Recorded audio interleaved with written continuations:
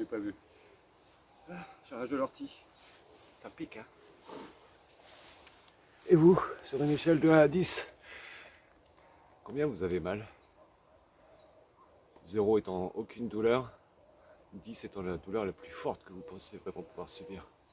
Moi, donc je disais des bêtises, c'est de 0 à 10, hein, 0 étant 0 douleur et 10 la douleur la plus forte que vous puissiez imaginer. Bah, ça varie, hein.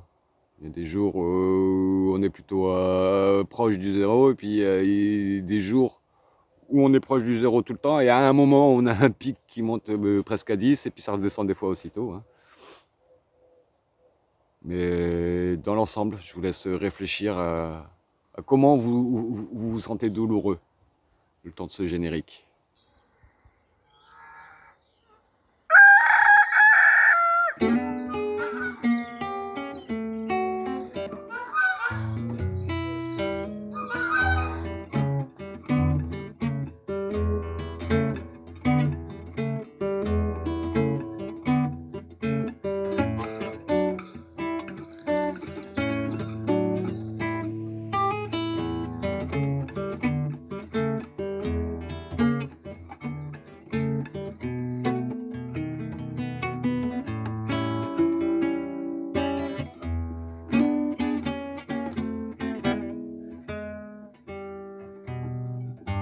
Ouais, je vous pose la question, à combien vous avez mal? Parce que bah oui, là je cueille des orties, ça fait des années que je cueille des orties. Et quand j'étais gamin, ça me faisait même pleurer de voir quelqu'un s'approcher, une ortie à la main de moi. Je partais en courant, en pleurant, tellement j'avais peur d'avoir mal.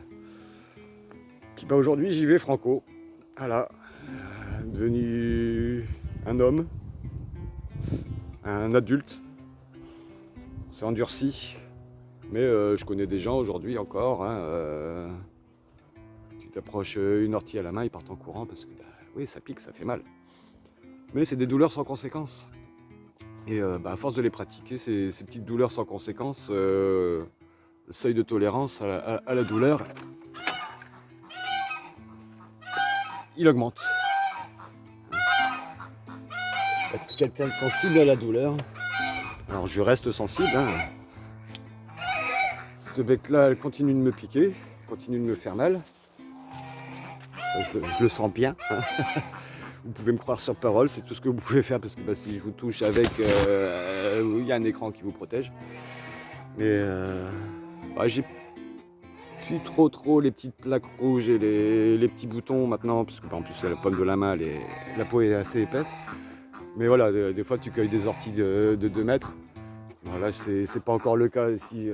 Hop, je suis obligé de me mettre assis pour montrer le niveau de hauteur. Donc là, il y a du lamier, ça c'est pas de l'ortie, hein. Ça c'est tout aussi comestible, mais absolument pas douloureux.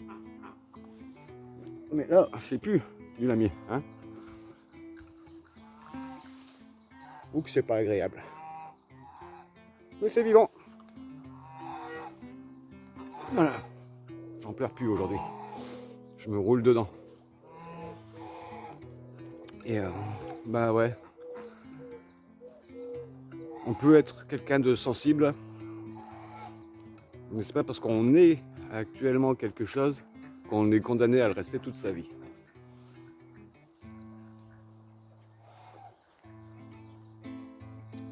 Souvent quand je parle du jardin, je parle d'un certain équilibre que j'apporte. C'est un équilibre relatif. On parle du vivant. Donc c'est quelque chose de dynamique, hein. L'équilibre n'a jamais été sur Terre. Ça n'a jamais fait que de changer. Donc ce qu'on est aujourd'hui n'est pas figé dans le marbre. Nous ne sommes pas des êtres figés dans le temps. La preuve, je suis mobile, je bouge mes bras, je me bouge moi sur l'espace. Et bah on peut augmenter son seuil de tolérance à la douleur en pratiquant. Alors idéalement, il ne faut pas se faire mal. Alors, il y a se faire mal la douleur et se faire du mal, s'abîmer le corps, hein. C'est pas la même chose. Je parle bien de douleur, juste la douleur. Je suis pas médecin, je suis pas là pour...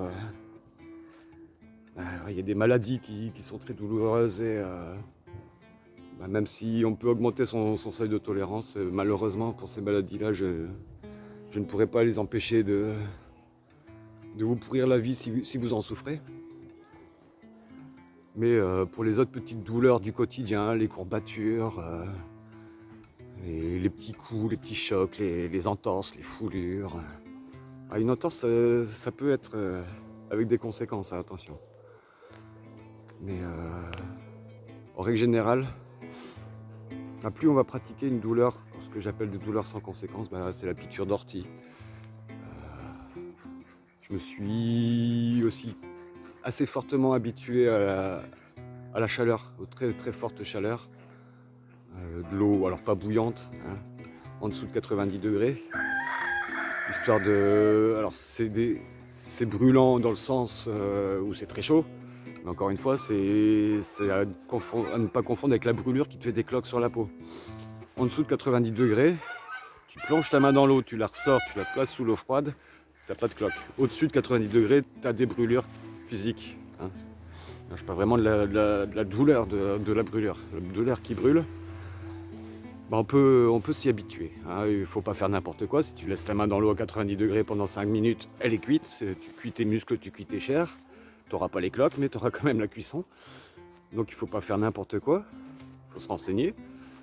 Mais voilà, moi je suis du genre à être très curieux. Je me balade sur internet, j'ai des infos comme ça, de savoir qu'en dessous de 90 degrés, il n'y a pas de brûlure qui fait des cloques. Quand j'ai su ça, je me suis entraîné à mettre ma main, par exemple à l'époque où j'étais plongeur en restaurant, dans la machine de plonge pour aller récupérer des ustensiles. Alors au début, tu plonges juste le doigt et tu le sors aussitôt, hein, parce que aïe, le cerveau il n'a pas encore appris que ce signal il pouvait ne pas être forcément dangereux tout de suite. Donc au début tu plonges ton doigt, tu le sors aussitôt, puis après tu le laisses un petit peu plus longtemps, puis un peu plus longtemps, puis après tu mets la main, puis après tu mets l'avant-bras, et puis à un moment donné tu arrives à mettre ton bras suffisamment longtemps pour récupérer l'ustensile tombé au fond de la machine. Je tourne, merci mesdames. D'ailleurs c'est monsieur dame, mais monsieur et madame. Regardez comme ils sont beaux mes bestiaux. Hop. Forcément. Ouais, c'est le bordel encore. Petit aménagement encore en cours. Le terrain est bientôt prêt pour accueillir les plantes. Hein. On approche dangereusement la saison de tout vider la serre. Et c'est pareil, des douleurs musculaires, hein, des courbatures, tout ça. On en subit, mais voilà, comme pour la sensation de brûlure, en fait, ces douleurs-là ne sont que des signaux dans le cerveau. Un peu comme un tableau de bord d'un bureau de contrôle d'une usine, une station de production, quelque chose. Tu as des petits voyants qui s'allument pour dire quand il y a une panne ou quand il y a un truc qui est défaillant ou que tel sac il est plein qu'il faut changer. Voilà. Tous les signaux nerveux qu'on reçoit dans notre cerveau, moi c'est comme ça que je les compare. C'est vraiment une console de contrôle, un tableau de bord qui gère tout ça. Et c'est très pratique hein, de ressentir la douleur. Ça permet d'enlever sa main justement quand c'est à plus de 90 degrés pour limiter la brûlure. D'avoir des réflexes, voilà. La douleur elle est quand même très utile. Mais on est dans une société où tu te fais une entorse, vite, il faut des anti-inflammatoires.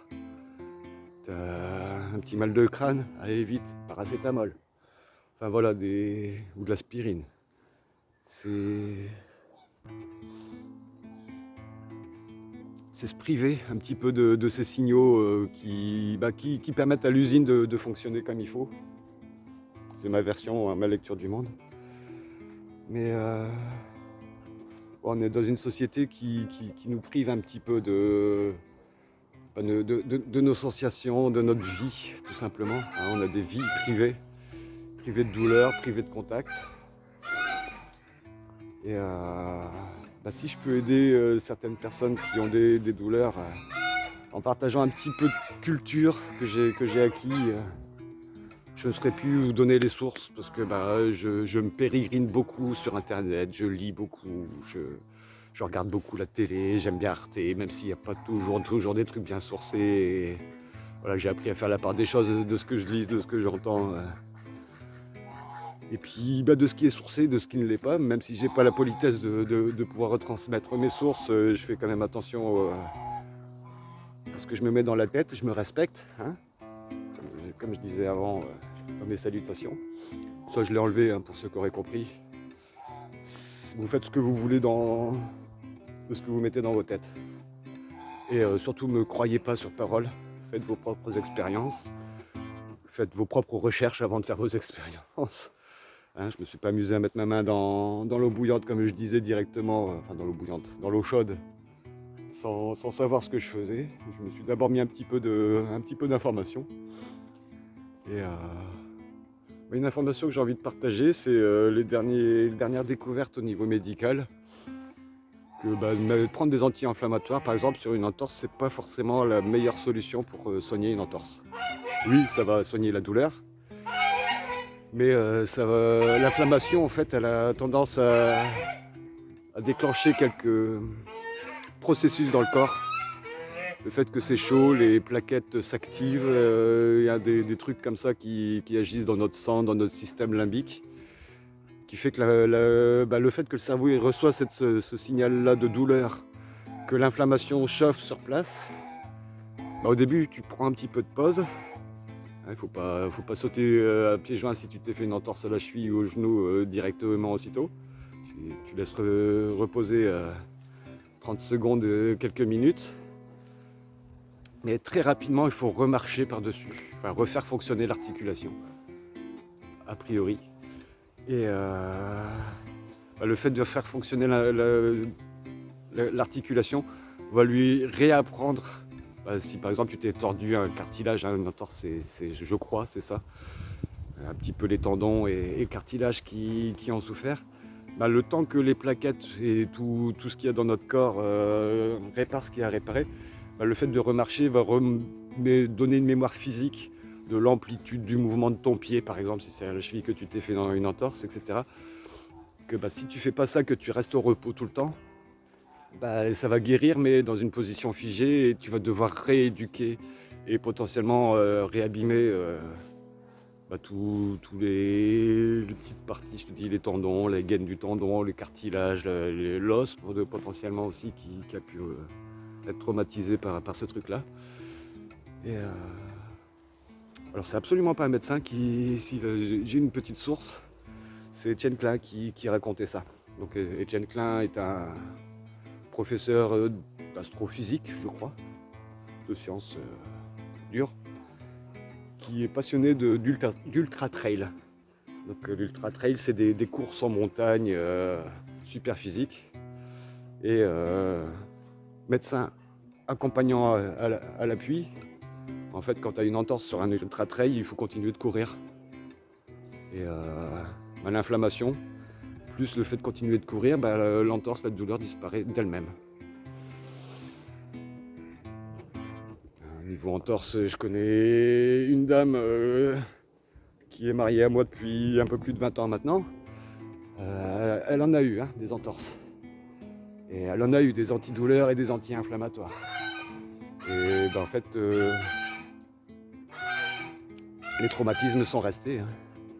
Il y a eu des fractures de fatigue au niveau de la cheville, il y a eu des entorses au genou, des douleurs musculaires qui accompagnent ça aujourd'hui parce que elle a perdu l'amplitude de sa cheville alors que c'était une danseuse classique. Donc ça elle ne peut plus faire. Aujourd'hui elle continue à faire un petit peu d'activité physique avec son métier, un petit peu beaucoup. Plus pas mal de natation qui remplace la danse. Alors c'est pas parce qu'elle est abîmée qu'elle a arrêté la danse, elle continuait malgré d'être abîmée, c'est juste que son école de danse favorite a fermé. La société nous a privés de ça aussi. Et ouais, c'est ça que je voulais dire en fait. On est dans une société qui nous prive de notre douleur, qui nous prive de nos sensations. Waouh! On est au mois de mai, Je croyais que c'était un bouchon, quelque chose qui traînait par terre, j'ai shooté dedans et non, c'est un champignon rosé des prés que j'ai dans mon terrain. Waouh! Il a juste plu un petit peu hier. Bon, j'ai des rosés dans mon terrain. Voilà. C'est ce qui arrive aussi quand on laisse la nature faire en fait. ça se rééquilibre. Dans le corps, c'est pareil. Dans le corps, on a des cellules qui portent notre ADN et puis on a beaucoup de petits corps étrangers qui cohabitent avec nous. Alors des fois, il y en a qui parasitent un petit peu dans les bactéries, les virus. Mais principalement les bactéries, que ce soit celles qu'on a sur la peau, dans les yeux, dans la bouche, dans le tube digestif à tous les niveaux. Je crois qu'on est au niveau numéraire 10 fois moins nombreux. On a 10 fois moins de cellules qu'on a de cohabitants. Donc quand je dis je devrais dire nous. C'est pas de la schizophrénie, mais pas loin. Et tous ces trucs-là qui cohabitent ensemble. Alors on voit pas tout, hein. Il y a beaucoup de choses qui se passent sous terre, autour des racines, avec les cohabitants, tout ça. C'est à peu près le même système qui se passe dans notre corps. Hein. Et tout cet équilibre, c'est un équilibre dynamique. Hein. Chaque fois, on parle d'équilibre du vivant, non. C'est une vision très judéo-chrétienne de la création, hein, de ce paradis originel qu'on a dans la tête. Ça n'existe pas. Hein. L'équilibre, c'est simple. Tu laisses ton terrain, la nature faire. Au début, ton équilibre, ça va être une pelouse. Si tu es habitué à passer régulièrement la tondeuse, c'est pas le cas ici. Hein. Il y a des endroits, c'est tendu, un petit peu. Hein, là où on circule. Là où je vais accueillir des gens, faire du camping. Je tends un petit peu. Si ça a été tondu, je vais peut-être refaire un petit peu de nettoyage. J'ai des gens qui arrivent demain aussi. Mais voilà, dans l'absolu, tu vois, au début tu pars, t'as que de la pelouse qui pousse. Après tu vas avoir commencé à vers quelques autres plantes, quelques lamiers, quelques petites orties, quelques trucs comme ça. Et puis si tu laisses faire, ton équilibre, ça devient une forêt. Hein. Et puis la forêt au début c'est une forêt primaire avec du bouleau, avec du sol, et puis quelques petits chênes pionniers, et puis après vont venir des arbres un peu plus grands, etc. L'équilibre il n'existe pas, c'est toujours en mouvement. Pour ceux qui me connaissent, il y a une chose que je dis assez régulièrement, c'est rien n'est permanent, que le changement. Il n'y a que ça qui, depuis la création de l'univers, on peut aller jusqu'aussi loin que ça, il n'y a jamais rien eu de permanent, à part ce fameux changement. Donc, si on prend l'échelle de l'univers, on appelle ça l'expansion de Hubble, hein, l'expansion de l'univers. Si c'est juste à notre niveau, à chaque fois que je respire, j'élimine du carbone de mon corps, je fais rentrer de l'oxygène qui oxyde les cellules de mon corps qui vieillissent, qui meurent, qui se reproduisent. Il n'y a rien d'équilibre. C'est ce que j'appelle un équilibre dynamique. Votre seuil de tolérance à la douleur, c'est pas figé dans le marbre, c'est pareil, c'est un équilibre dynamique. Et oui, on est contre nature justement là où on va lutter pour garder un équilibre. Là où je fais un jardin potager, je lutte contre la nature. Je limite en faisant un sol de forêt qui est très très fertile. Cette imitation-là, elle est très bien. Mais le fait que je bloque la pousse des arbres, que je coupe des arbres, que je coupe des branches, que je taille des plantes, des herbes là où je veux mettre mes plantes cultivées, etc. Je maintiens cet équilibre, donc du coup je vais contre nature, donc je me retrouve avec des limaces qui peuvent potentiellement attaquer mes légumes. Dans notre corps c'est pareil. La douleur, c'est un signal, une indication qui me dit là, méfie-toi, porte attention, écoute ton corps. À ce niveau-là, il se passe quelque chose. Si je l'ai provoqué, que je m'y attends, forcément la douleur est beaucoup plus... On est préparé psychologiquement à la ressentir, donc elle est beaucoup plus tolérable. Des fois, on sait toujours surprendre par une petite piqûre d'une ortie en bas du dos parce qu'on a le t-shirt qui est relevé et qu'on n'avait pas vu. On n'est pas à l'abri d'un insecte qui pique. Ça peut surprendre. On n'est pas à l'abri de se coincer un doigt dans un mécanisme. Mais le fait d'avoir augmenté son seuil de tolérance à la douleur avant ça, même si on a mal, on jure un petit peu moins. Et Ouais, j'espère que ça peut vous apporter un petit peu d'aide.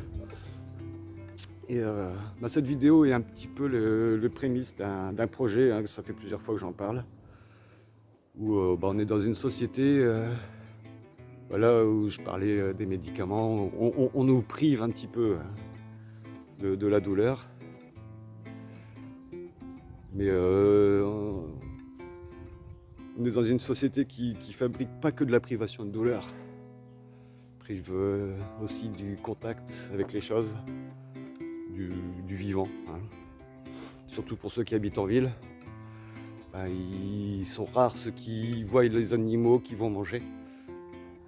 Ils sont rares ceux qui voient pousser les plantes qu'ils vont manger. Ils sont très rares ceux qui voient les plantes qui leur permettent de respirer. Parce que moi je parle souvent d'autonomie. Pareil, c'est tout à fait relatif, hein, c'est comme le mot équilibre. Être autonome, c'est pas possible pour un humain. Rien que pour être en bonne santé. Alors on dit manger 5 fruits et légumes par jour. C'est pareil, on nous a privé de l'information. On nous a pris pour des bêtes, parce que le signal réel, c'est il faut manger 25 variétés de légumes différentes par semaine, céréales comprises. Mais les communicants de notre société ont dit ouais, 25 légumes par semaine, c'est compliqué, 5 légumes par jour, c'est un message plus facile à retenir. 5, hein, on a 5 doigts, comme par hasard. Donc sur une semaine, voilà, sauf que si tu manges tous les jours les 5 mêmes légumes, ce que je te parlais, là, ce qui vit dans ton tube digestif, il n'a pas tout ce qu'il faut pour vivre. Parce que non, les fibres qu'on mange, on nous dit que ça facilite le transit intestinal, c'est pareil, c'est menti. Ça nourrit notre biotope intérieur, donc les bactéries qui vivent dans notre corps, qui font qu'on a en fait tout un processus qu'on appelle la santé. Ça, c'est Marc-André Sellos qui le dit, et il le dit beaucoup mieux que moi. Mais ouais, on a une vie qui est privée de tout ça, surtout dans les villes, comme je disais, mais dans la tête des gens partout autour de moi, je vois qu'on est privé de l'information, ou quand on reçoit l'information, on est tellement déconnecté de ce qu'on reçoit. Ouais, on sait qu'il y a des polluants qui traînent, style des particules de plastique qu'on assimile l'équivalent en moyenne d'une carte bleue par semaine. C'est pas vraiment tout à fait les 5 fruits et légumes journaliers recommandés. C'est pareil, dans les recommandations, c'est manger 2 fois du poisson dans la semaine, pas plus. Parce que les poissons sont pêchés là où il y a de la vie, c'est-à-dire sur le littoral, donc là où il y a de la pollution. Métaux lourds et tout ça, c'est pas génial, ça s'accumule dans ton corps.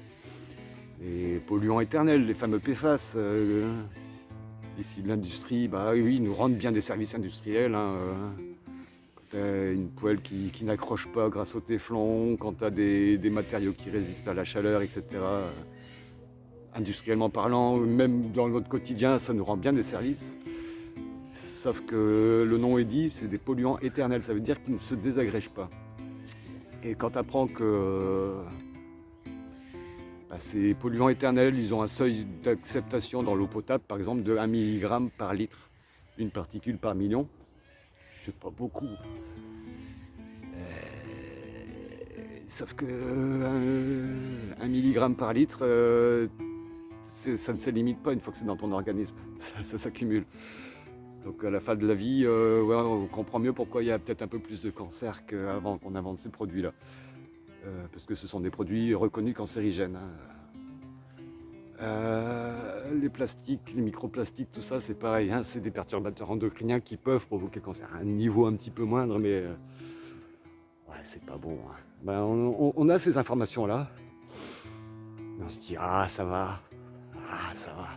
Non, on est privé complètement de la réflexion qui devrait aller avec ces informations dont tout le monde n'a pas accès, déjà. Hein. Certains sont privés d'informations, ou privés, ou trop d'informations et de désinformation, et comment faire la part des choses. Voilà. Donc ce projet-là, je ne sais pas encore quel format il va prendre. Il y a de fortes chances que ce soit un petit peu comme ici, un petit vlog. il est déjà en grosse partie en cours d'écriture. Et c'est d'ailleurs en écrivant ce chapitre sur la privation de la douleur que je me suis dit, bah, rien que ça peut faire une petite vidéo sympa, super joyeuse. Abonne-toi et tout. Hein, la dépression, hein, ça fait partie des douleurs qui, je pense, sont nécessaires. Ce qu'on appelle peut-être pas la dépression, mais l'anxiété, l'angoisse, l'éco-anxiété. Je pense que c'est un cap nécessaire qu'il faut des fois ressentir pour pouvoir aller au-delà, une fois qu'on a passé cette colère, qu'on a passé tous ces sentiments qu'on peut traverser, une fois qu'on se rend compte du monde de merde dans lequel on est. Hein. Sans colère, sans méchanceté, c'est juste factuel. Bah, si vous êtes d'accord avec moi, dites-le que si vous avez d'autres idées. Hein, parce que bah oui, on est privé, donc je disais de la douleur, on est privé du contact entre nous aussi. Encore une fois, surtout dans les villes, hein, les gens sont les uns sur les autres. Et s'il y en a un qui dit bonjour à une personne inconnue dans la rue, en général, la réaction, c'est une réaction de peur. En tout cas, moi, ça, je l'ai vécu quand je suis arrivé à la grande ville pour aller faire mes études quand j'avais 18-20 ans. Même les gens avec qui tu avais grandi, qui étaient à la même campagne que toi, au même lycée, des fois tu dis bonjour dans la rue, les gens ils étaient en mode panique. Quoi. On est privé de cette connexion entre nous, on est privé de cette connexion à la nature, on est privé de cette connexion de tout ce qu'on a. Par contre, on est hyper connecté, ah ouais, téléphone portable, etc. La dématérialisation, ouais, il y en a des choses à dire là-dessus aussi. Donc ouais, un gros projet. Je ne sais pas encore quelle forme ça va prendre. Il y a de fortes chances que ça fasse ce que j'ai toujours fait, c'est-à-dire blablabla. Si vous trouvez ça pas trop débile ce que je raconte, n'hésitez pas à partager, c'est super important. Depuis que j'ai repris les vidéos, il y a du mouvement quand même un petit peu. Cette année, il y a des abonnements en plus qui se sont faits, des contacts. Ça bouge plutôt dans le bon sens, on va dire, sur ce projet-là, sur ce plan-là de ma carrière de vidéaste. Non, c'est absolument pas mon but. Mon but, c'est de partager. Hein. Vous remarquerez, je n'ai pas de compte Tipeee et tout ça. Je devrais peut-être, parce que après tout, je suis comme tout le monde, il n'y a pas trop d'argent. Pour l'instant, c'est toujours pas à l'ordre du jour. Je fais pas de pub, je fais pas de placement de produits. Ou alors quand j'en fais, c'est vraiment... c'est pas rémunéré, hein, c'est même pas la demande de... C'est moi qui suis content d'un produit et que j'ai envie de partager ça. Donc si je fais de la pub, c'est vraiment des messages qu'il faut écouter. Hein, c'est pas... c'est pas comme la plupart des vidéastes. Je suis pas encore à ce niveau-là. Et dommage, parce que j'aimerais bien que mon message porte un peu plus. Je pense qu'il n'est pas totalement débile. Et voilà, si vous êtes d'accord avec cette dernière affirmation, partagez, mettez un petit pouce. Si ce n'est pas déjà fait, abonnez-vous, laissez un petit commentaire. Ça me permet d'avoir un peu plus de référencement, potentiellement. Je ne sais pas du tout comment fonctionne l'algorithme, mais c'est ce qu'ils disent tous les gens sur YouTube, alors on va faire tout pareil. Et sur ce, je dis attention à ce que vous mettez dans la terre, respectez-la, comme d'habitude. Et à tantôt. Et puis, je me suis rendu compte, en revisionnant ce qu'on appelle les rushs, hein, les différentes prises que j'ai pu faire, il y en a il n'y aura pas de bêtisier, il y en a que j'ai supprimé aussitôt. Mais je me suis rendu compte que je parlais sur la fin là, du fait que j'accueillais des gens en camping. S'il y en a qui veulent venir, tout simplement visiter la région, ou qui veulent visiter mon jardin et qui ne veulent pas passer la nuit à l'hôtel et donner de leur argent un peu trop à n'importe qui comme ça. Moi je fais camping à la maison, c'est 10 € la nuit. Bon, on fait un peu plus de marche parce que ça nous coûte rien 10 € hein, d'accueillir les gens. C'est juste pour dire que ce soit pas gratuit parce que sinon j'aurais plus de temps pour moi. Mais ouais, on ouvre le terrain, donc 10 € la nuit, on fait 7 € le petit-déj si vous n'êtes pas prévoyant, ça peut se faire. Avec les produits de la ferme le plus que faire se peut, bien entendu. Et si vous voulez visiter la région, ou visiter le jardin, ou avoir des discussions un petit peu plus naturelles, parce que là je dois avouer, surtout depuis que j'écris un petit peu mes textes, j'oriente un peu mes discours, etc. C'est un petit peu moins naturel. Puis d'échanger plutôt que juste de prendre l'information que je vous balance comme elle vient et de ne pas pouvoir contre-argumenter ou de le faire dans les commentaires, mais forcément c'est moins dynamique. Ouais, vous pouvez venir, donc je disais, faire du camping. Je vous mets, ça fait déjà plusieurs vidéos, je crois que j'ai mis le lien en description du site de réservation. Du coup c'est de la pub. Mais c'est de la pub pour moi, donc ça va, je m'auto-rémunère. Enfin, c'est vous qui allez me rémunérer si vous venez chez moi, ou les gens qui ne voient pas cette pub mais qui viennent quand même, parce que voilà, comme je disais, on a une saison de camping qui démarre bien. On peut accueillir des tentes, des caravanes, des vannes, des mobil-homes. Mobil-homes, non, pas les gros trucs qui restent tout le temps, hein, mais tu sais, l'espèce de caravane accrochée au camion. Ça, oui, on peut. Voilà, des gros bisous à vous. Encore une fois, faites attention à ce que vous mettez dans la terre, respectez-la, et à tantôt.